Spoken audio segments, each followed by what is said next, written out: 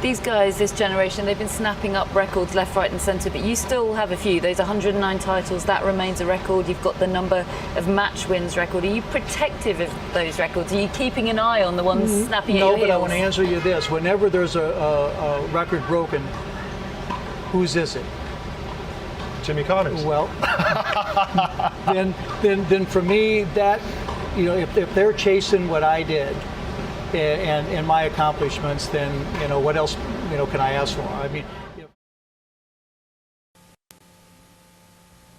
There's a town where the assembly line mentality does not exist, where craftsmanship is revered, where precision is a way of life. A town where the largest occupation is that of car maker. The town is Kalmar, Sweden, the only place in the world where this car could be built. The new Volvo 760.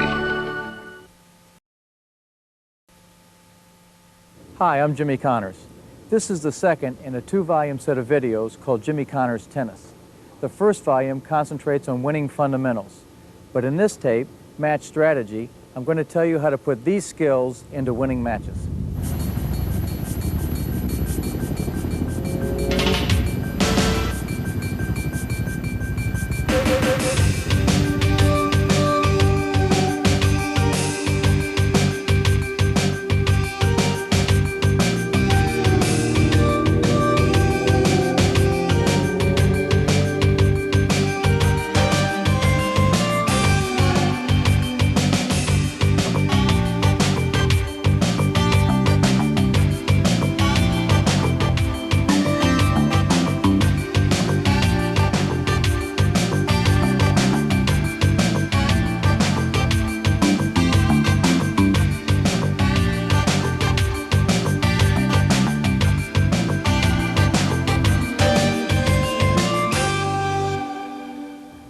We're going to cover a lot of strategy in this tape.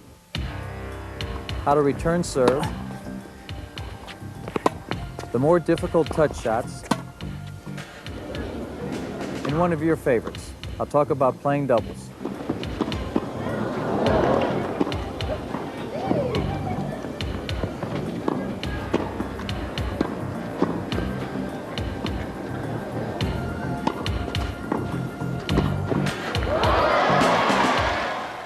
As you know, I'm left-handed.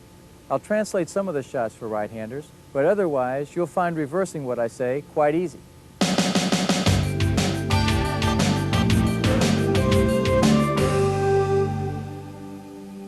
It's very easy to step up to a line and have the balls in your hand and think about what you're going to do. Then it's just a matter of choosing which serve you're going to throw in at the time. Got it.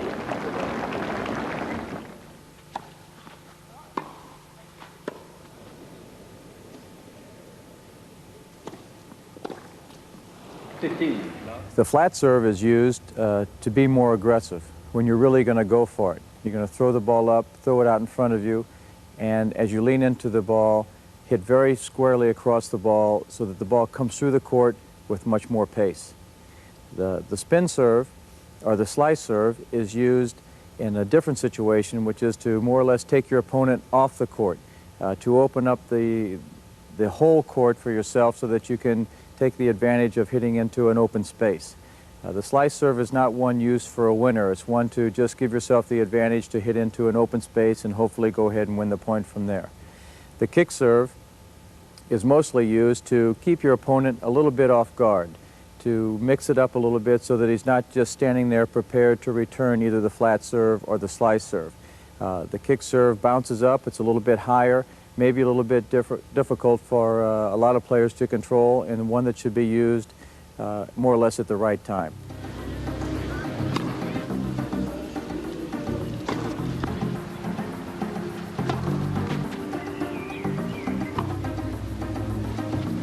Now I'd like to show you the best way to go about making these work for you. The slice serve, for instance, as you know, you throw a little bit out to the left if you're left-handed and to the right if you're right-handed, so that as you do, your racket comes and brushes across the back of the ball so that as the ball leaves your strings, it's spinning in a motion to, as it hits the court, it continues spinning and continues on and goes away from your opponent. Well, as far as the slice serve goes, I don't think there's any better server in the game right now than John McEnroe, or maybe ever. I think he along with his serve and the way he moved and volleyed at the same time, could be one of the best serve and volley players of all time.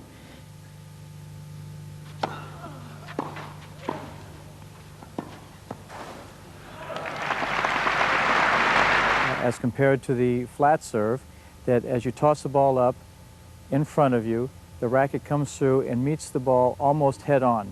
So as the ball explodes off your racket, it hits the court and continues to go through with power and speed.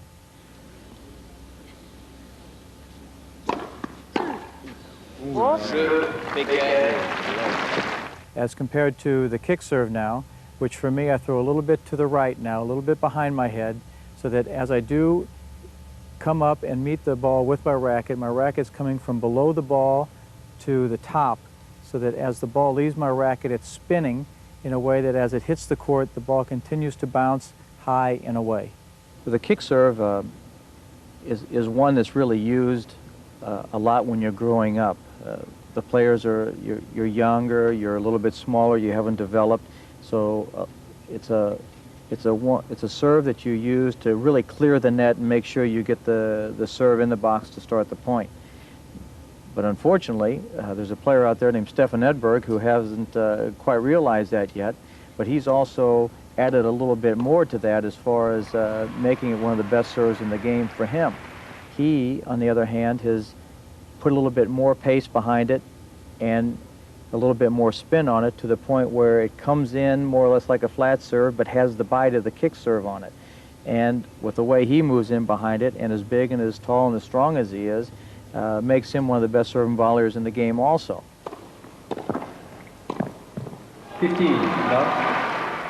When you're ahead, I would suggest that you really go for it a little bit more, so the flat serve would be the one that you would go to. It's a little bit more penetrating. It gives you the opportunity to take the initiative right off the bat, so that you put your opponent under a little more pressure. When you're behind, the spin serve or the kick serve would probably be the one that you would use to maybe mix it up a little bit more, to catch your opponent a little bit more off guard, so that as you can work yourself into the point, you can get a little more accustomed to what he's going to do, the way he plays, and open the court up to your advantage. When you're ahead, use the flat serve. When you're behind, throw the ball in so that you can get into the point and hopefully work it from there. Every toss should be the same. That is part of the disguise of where you're going to hit the ball, I would think. Then again, if you can accomplish that and you can get to the point where you feel that you can master the toss, where everyone is the same, then I would like for you to sit here and I'll be out there listening to you. But everybody's toss is different. Some are high, some are low, some are a little bit further out in front, some are behind the head. It depends really on the kind of serve that you're going to go into. There's a flat serve, for instance, where the ball should be out in front of you to where you're really leaning in. Then there's the kick serve, where the ball is a little bit, for me, since I'm left-handed, the ball would go to the right of my head so that the racket comes across the ball to where I get the maximum amount of bounce. Then there's a slice serve for me, being left-handed again. I throw the ball a little bit further out to the left of my body so that my racket comes around the ball and is slicing the ball so that when it hits, it continues traveling away from the opponent. Throughout my whole career, I was very content with just throwing in my serve, so to speak, in quotes, unquotes, and letting the rest of my game take over from there. 5 years ago, I thought it better to change that to a point of trying to get a few free points here and there, to where maybe I'd serve an ace or an unreturnable, or they'd give a weak return and I'd be able to take full advantage of it from the beginning.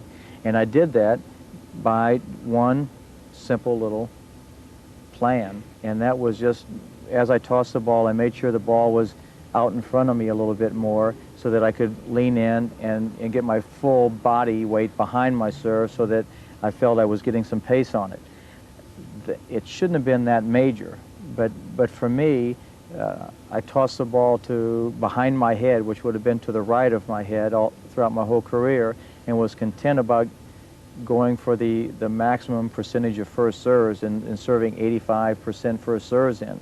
But I felt at this time or at this part of my career that I needed a few free points here, one there, and I took advantage of it, and that year I happened to win Wimbledon, and that was pretty exciting. Now, you think the game's going to serving and volleying more or less.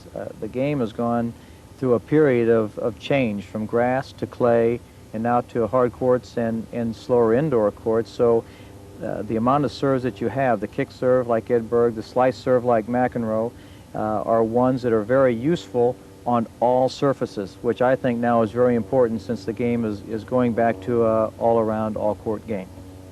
When you make it to the French and you're playing on the red clay courts, it's a little bit slower. So it's important for you to be able to mix up your serves. The flat serve is not going to be as penetrating as you would like it to be because the court is a little bit slower and the ball bounces a little bit higher.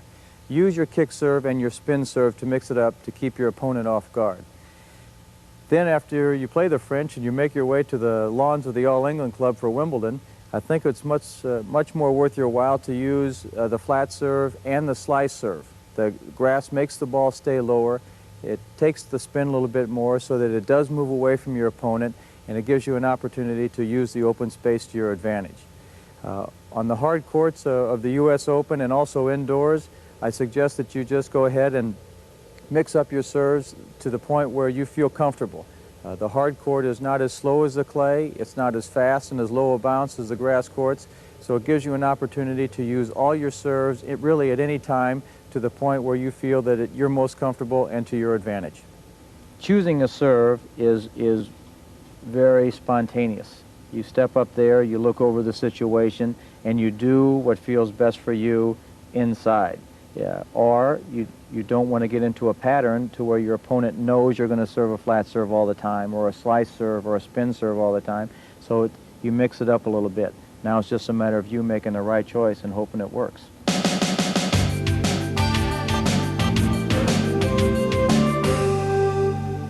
When you're waiting for the return of the serve, you're preparing yourself really for what's to come. What is to come? I don't have the balls in my hand. I'm facing against someone who is one of the best servers in the game, or whatever they are. All I want to do is be prepared, or try to be prepared of what they're going to throw at me. That involves a number of things. I think most important is just being ready and being alert so that you're not afraid to jump on or to lean forward or to go forward and attack a ball no matter what they throw at you. Now, they're going to throw a slice serve or a spin serve or a flat serve or whatever it is. You just have to be prepared for it mentally and physically. And if you can do that, then whatever happens, happens. There's no real set program for returning the serve. It's just you against your opponent, your return against his serve, and let her go and see what happens.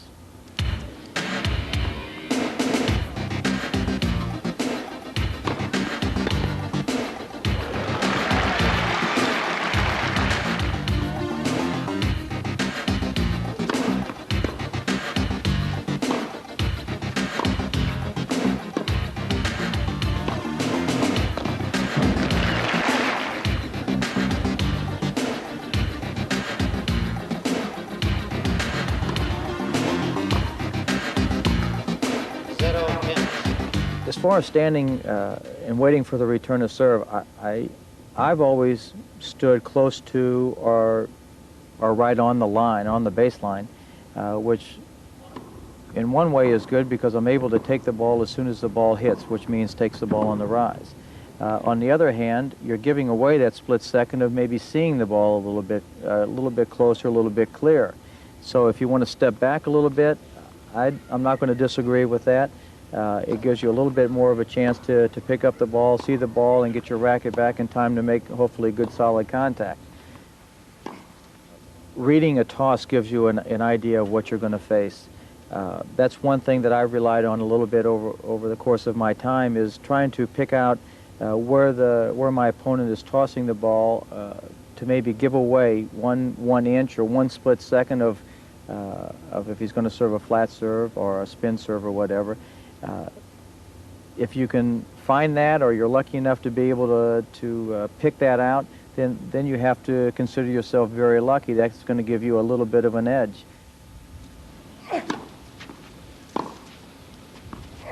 The power in the return of serve comes from really just getting the racket back and bringing the racket through and making good solid contact with a firm grip.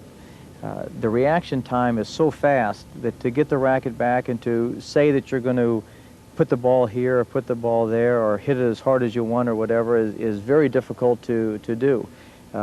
You're in reaction time, so your basics have to come through for you here. The getting the racket back, holding a good firm solid grip, and making good solid contact with the ball, hopefully out in front of your body, is important.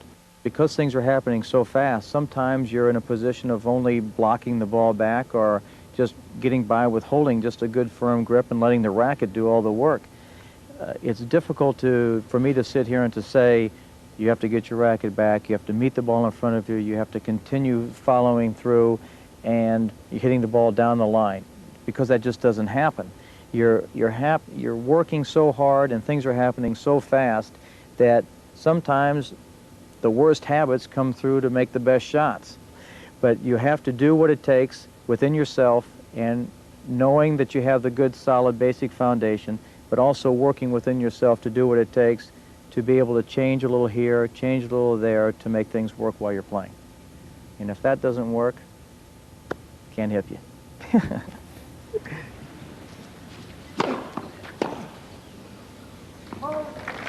When you're facing against a player who is hot and serving well, and it's very important to keep a good positive mental attitude, you have to feel that no matter what they're doing, they have to keep it up for X amount of time. What is that X amount of time? It's at least 2 sets.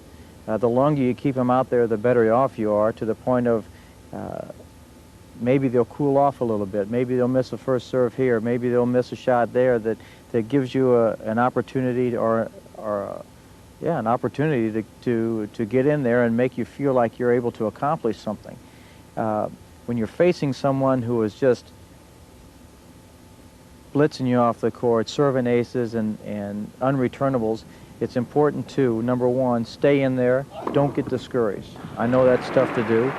I've hung my head once or twice myself, but if you can keep your head up, keep what you have in mind on your mind. Don't ever lose track of what you're doing. Make sure that you're looking at the ball, trying to see the ball as clearly as you can, hold a good solid grip, and above all, attack. I've enjoyed the return of serve. I've enjoyed having that be one of the best parts of my game. I learned that not by practicing it or going out and having a conscious mental note of really how I wanted to go about it, but I learned it on very, very fast varnished wood on a National Guard armory, and I had to attack the ball and take the ball on the rise as I do. If not, the ball would have slid away from me on this very fast wood. So I learned from a very, very young age to attack the serve and to catch the ball on the rise, and it stuck with me throughout my whole career. I'm happy that it did. I've enjoyed returning the ball like this. It's a little bit more work. It does take a little practice as time goes on, as far as continuing to do so and not letting the slower courts take your attacking attitude away. But as far as it goes, if you can do that and you can hold a firm grip and not be afraid of what you're facing out there, then I strongly recommend it.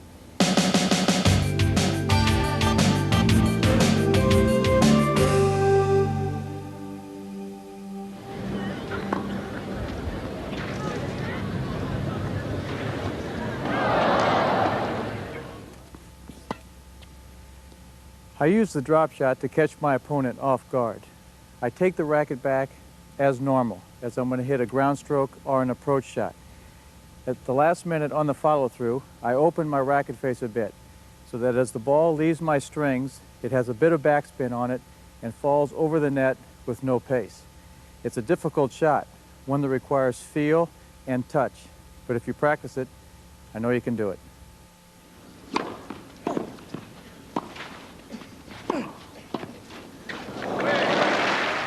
Well, there's a number of variations of the volley. Number one is the drop volley, which is a very, very delicate shot that is used only occasionally, I'm sure.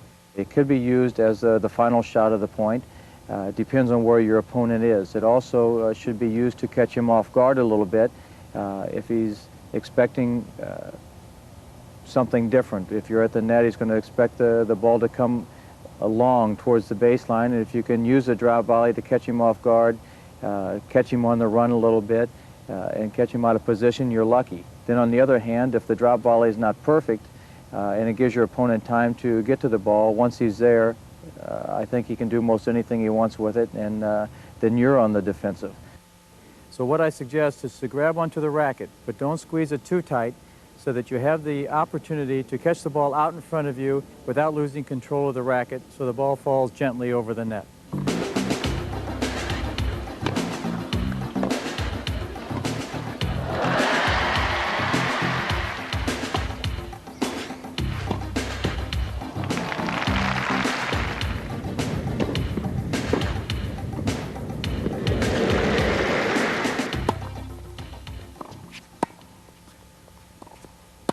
The lob volley is a very difficult shot. It's also a situation shot. If you're ever in need of a lob volley, this is what I recommend. One is to keep a very firm, solid grip on your racket, as you do on your volley. Make sure you catch the ball out in front of you. On the other hand, your racket position should be a little bit more open to create an angle so that when the ball leaves your racket, it's able to go with some pace over your opponent's head as they're coming into the net.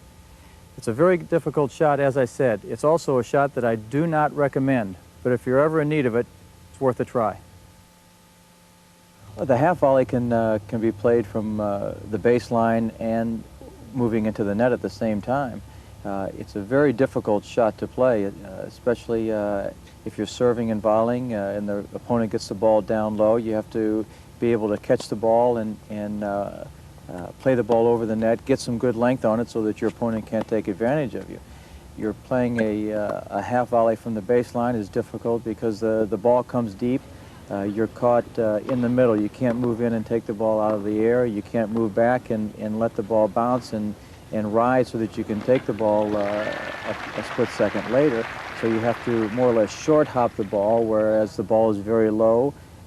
And you have to come up on the ball so that you make sure you get some lift over the net and deep enough so that your opponent can't take advantage of you. Then again, on the approach, when you have to hit a half volley, you're moving in and the ball bounces, so your natural reaction is to, as you make contact, to pull up and to lift up on the shot, which does two things. One, you're either going to lift up to the point of pulling the ball down with your motion into the net, or two, you may lift up to the point of just not holding a firm enough grip on your racket to where the ball will sail past the baseline. If you hold the racket tight, if you try to stay low and move forward into the ball and continue moving forward to a good solid net position, I think you'd be a lot better off.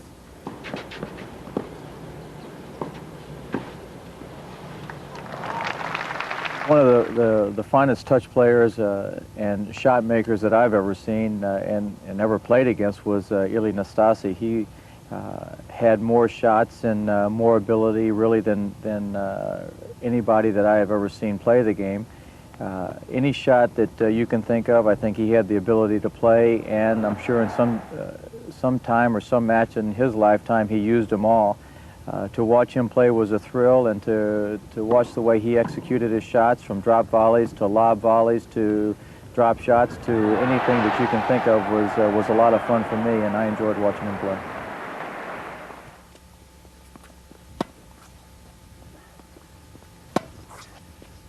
Okay, I use this shot, we'll call it the looper if you like, only occasionally, only when I'm out of position or the opponent hits a deep shot where I need time to get back into position and be ready to play the rest of the point. It's used to change the pace a little bit, to maybe catch your opponent off guard, but more or less to get back in position, get ready to play the point the way you want to for the rest of the action. Two things happen when you play this little looper. One is you're going to drop your racket head so that when you come over the ball, remembering to follow through, you play with a little bit of topspin. Now as you do this, the ball is going to clear the net much higher. Also, when the ball bounces, with the topspin, it's going to continue to bounce and then jump a little bit higher, which gives you a little extra time. Let's see if I can do it here. Not bad.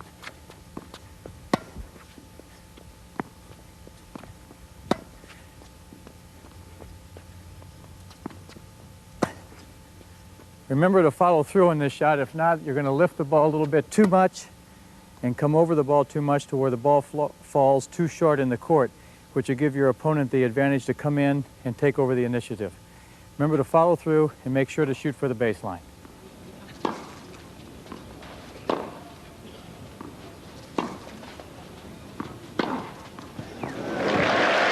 There's another shot that I've used quite a bit, and that's coming across the ball. Now that's more or less an outside-in shot, but it's just more or less coming through and brushing across the outside of the ball, making the ball spin off my racket and stay low and bounce away from my opponent.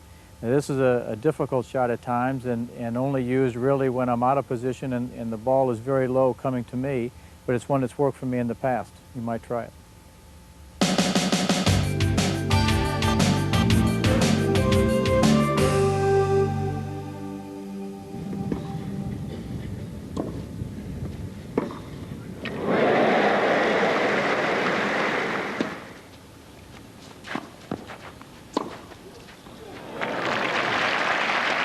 It's very difficult to hit time after time, passing shots that are going to be perfect for a number of reasons. One, you're playing against a serve and volley player. He's always putting the pressure on you. He's getting to the net, so you're going to have to thread the needle, so to speak, time after time after time. Another problem with the passing shots is you're hitting the ball on the run most of the time. So a lot of things come into the view that you have to think about as you're hitting your passing shots. One, on the run, make sure that your racket is back and you're moving in a way that you're keeping your body low so that when you make contact with the ball, you're able to lift the ball over the net. Now, down the line, you're going over the high part of the net. Cross court, you're going over the low part of the net, but you're hitting into a greater amount of distance. So as you make contact and your follow through, make sure you lift the ball to the point of maybe putting a little bit of topspin on it so that you make sure that you're going to clear the net and also give your opponent not that much time to react. Ivan Lendl has another type of passing shot where he hits the ball very, very flat in a straight line, so to speak, and the ball's coming at a little quicker pace. It's difficult to read. It's difficult to get the jump on a passing shot like that, and you have to be very, very alert and feel that you can close in close enough to cut the ball off and make a good volley. On the other hand, myself, I hit passing shots in a different way. I hit with on the run. I hit with a little bit of topspin sometimes, only for control, not in the dipping motion, and I don't hit them as flat maybe as a Lendl does, but to the point where I have the pace and the accuracy necessary to hopefully get the ball by you. Maybe it's not the right idea to go for the winner on the first shot. Maybe the idea is to play the first shot, get him off guard a little bit, and then set it up for the second shot. Passing shots are very difficult. You're under pressure. You have to think of a lot of things in a hurry, and you have to execute them to perfection to get by with hitting a winning passing shot. The women with the ground strokes are the ones that are going to pass the best. I should say Steffi Graf in the past year or so that she's been playing very good tennis has come up with some of the most exciting passing shots. Martina Navratilova, with her athletic ability and the way she plays and the way she's improved her ground strokes over the past couple of years has made a believer out of a lot of the women players and the fans in general that her ground strokes and her passing shots are tops in the game also.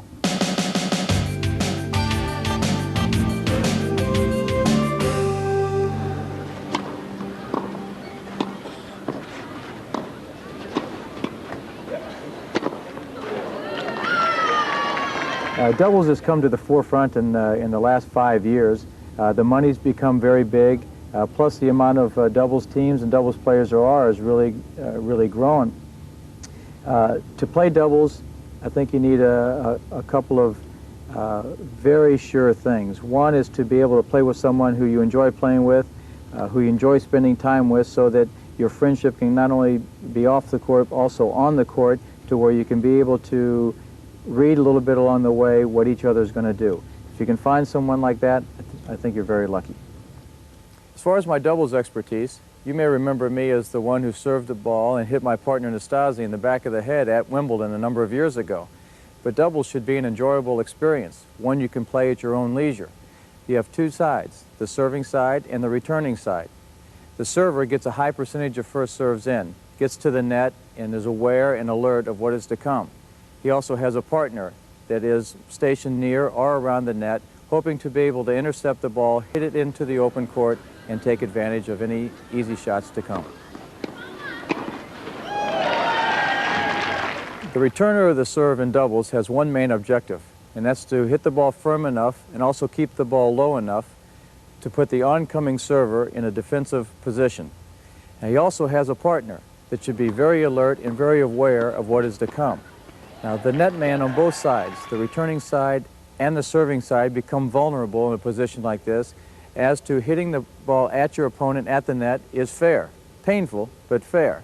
So look for the high shot, hit it at your opponent or into the open court, and take your doubles seriously. You'll enjoy.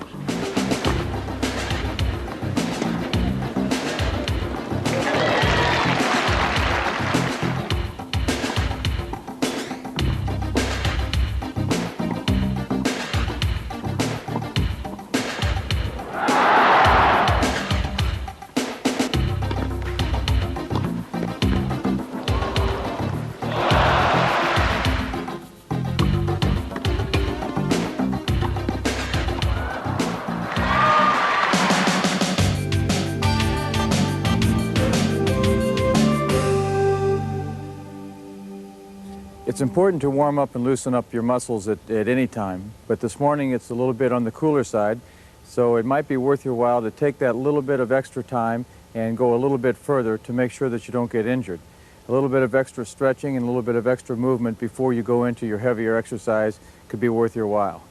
I've always been one over the course of my career to walk out onto the court and hit for 5 minutes and say serve them up and get right into the practice, whether you're playing sets or whatever. I've learned now that being able to go out and to stretch and to loosen up to the point of getting warm and working your muscles and not going into a practice or a match cold is very, very important. I think, unfortunately, I might have learned that a little bit too late. I just learned that in the last couple of years, and where stretching and aerobics and Nautilus have just become really big time and very important.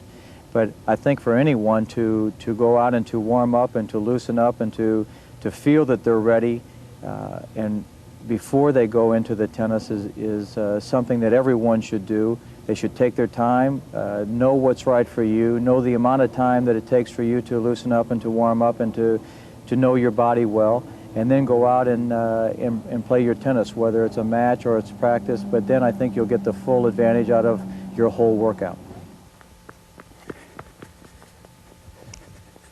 Well, I've never really been one to work with weights. I've always felt that what I got out of my workouts, my on-court workouts and my off-court, was good enough.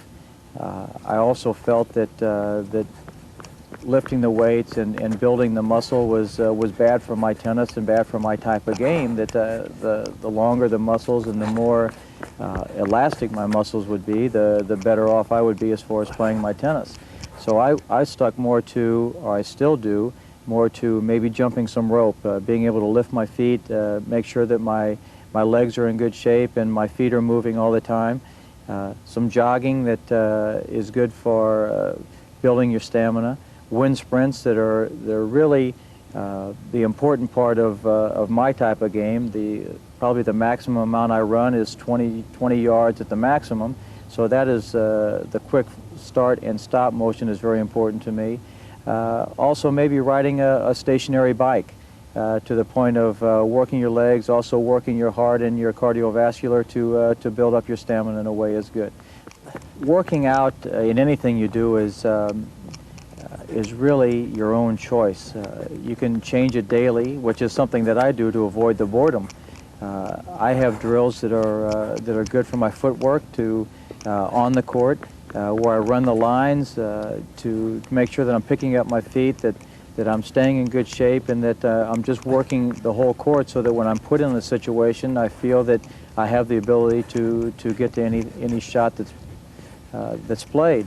Then again, I don't want to bore myself on my time off, so it's good to make a change here, a change there, maybe forget about working the court and do something else for a day or two, just to give your mind a rest, your body a rest, so that when you do go back and do what's good for you and what you think is the best for your tennis, that you're excited, your mind is right, and you can go about it with the right attitude.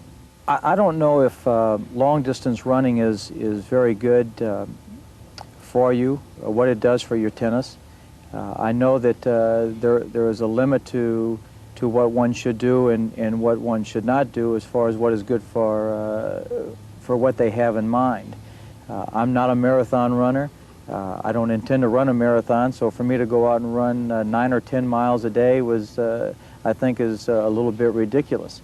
I think going out and running 2 miles a day maybe, or 1.5 miles a day is acceptable to the point of making sure that I am in shape.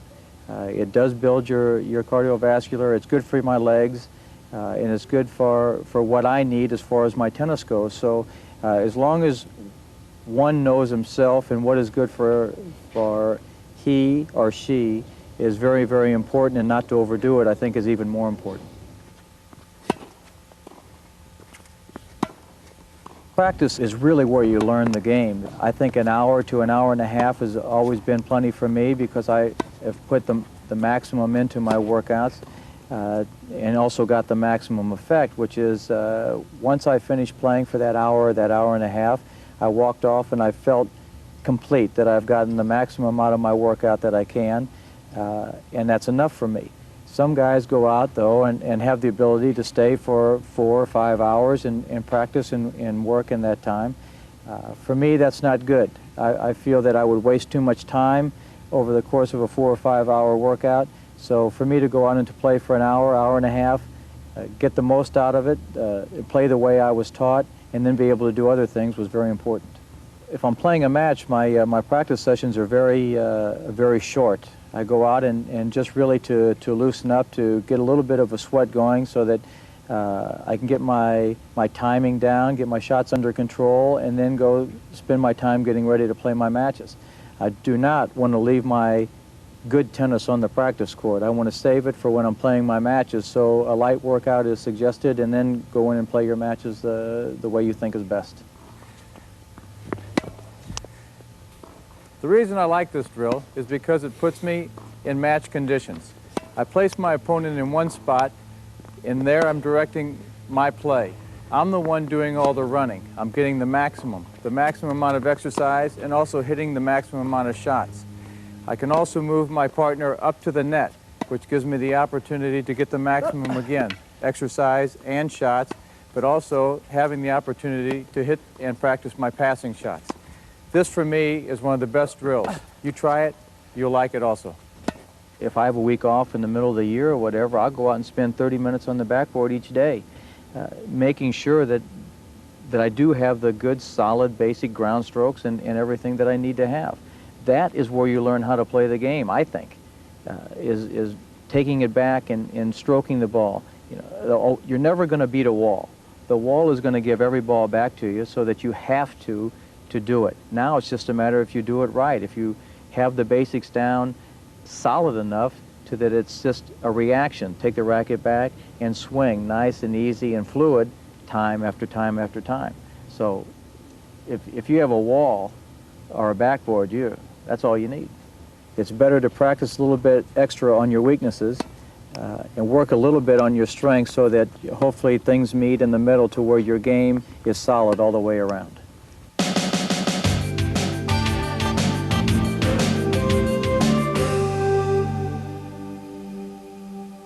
As you know, there are many different rackets, from mid-size to oversized. They also run in a different price range, from the lower end to the top quality racket. For those who are beginning, it might be better to use the oversized racket. You may find it easier to start and to play with.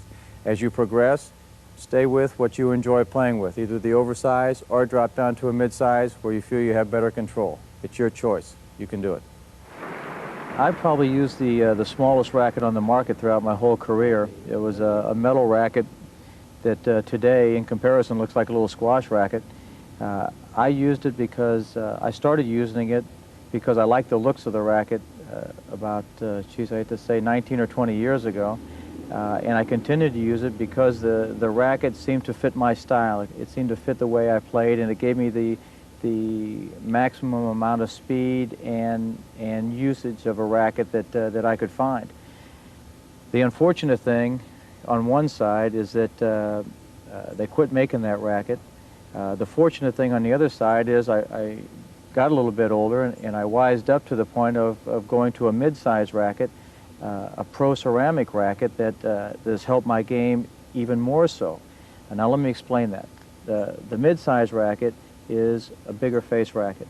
It gives you a bigger area for striking the ball, also a larger sweet spot, which means that I have a larger area inside the string frame of my racket to where I feel I can strike the ball and get the maximum response. Keeping your racket in good condition is as important as yourself being in good shape and good condition. Your strings, for instance, from myself, I string my racket at anywhere from 56 to 62, 63 pounds with gut. So for me, I change my strings about every 2 matches or so that I can continue to have the liveliness and the zest that the strings supply to the way I hit the ball. Now, for you out there, I don't think that's quite as important. I think that you can use your racket and your strings to the point of not letting them just wear out and wear thin, but to the point of whatever feels comfortable for you. Now, that could be 2 weeks, it could be 5 days. It depends on the amount that you play, how hard you play, how many balls you hit each day, and what response you want from your strings. So that is important for you to know and for you to find out for yourself. Also, a lot depends on the surface that you're playing on. If you're playing on clay courts, the courts are a little bit slower. The balls become a little bit heavier due to the particles that are picked up. If it's rain, the balls become even more heavier. So you have to string, as far as I go, string my racket a little bit on the looser side so that you have a little bit more play in your strings so that the ball can carry a little bit further for you. On hard courts and indoors, I go up a little bit more on my tension, so I would probably string them on clay at 56, 57 pounds. Indoors, I would probably go to 60 pounds because the ball would come through a little bit faster on the indoor surface.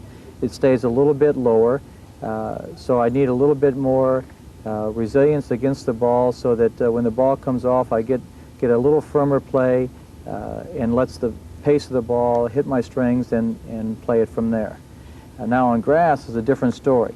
You're not hitting that many shots. You're returning the ball and the points go a lot quicker on the grass, so I can afford to take my tension up even higher. So I would probably string my rackets at 62, 63 pounds and not worry about if the strings break or not, having 4 or 5 extra rackets along the way. What I need on the grass is I need to know that once I make contact with the ball, that the ball is going to zip off my strings and get the full amount of pace possible due to the fact that I am expecting bad bounces. The ball stays very, very low, and I need to know that once I do make contact with the ball that I'm going to get the maximum amount of zip off my racket at all times. Actually, the strokes that I've had throughout my whole career and from when I first started blended in very well with the racket that I use now. Because of the bigger racket, I got by with a little bit more. I didn't have to hit the ball so perfect in the center of the racket like I used to. I also, if I was a half a step late or a step late, the larger face racket let me get by with even more. I didn't have, because of not hitting it so perfect, I could just hold a tight grip and let the racket do a little bit more work for me along the way. So I think all in all, the going to the mid-size racket has been the best thing for my game, to the point where I feel that it's going to add longevity to my game and to my years of playing.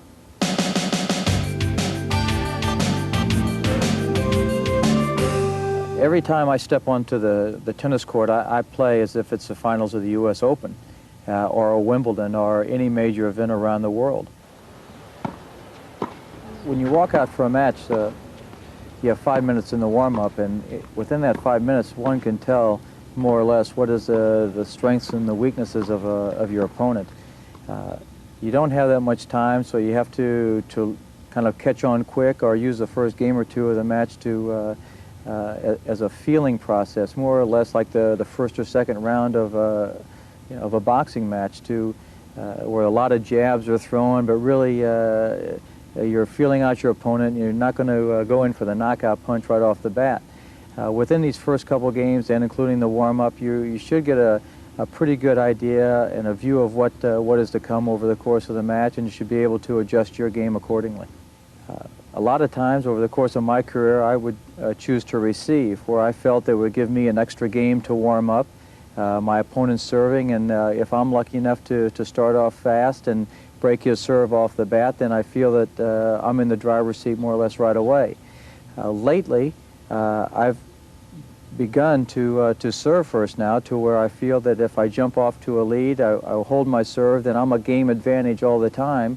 As it gets later on into the set, say 4 games to 3 or 5 games to 4, there's a little bit more pressure on my opponent to hold his serve so that he can stay in the set a little bit longer.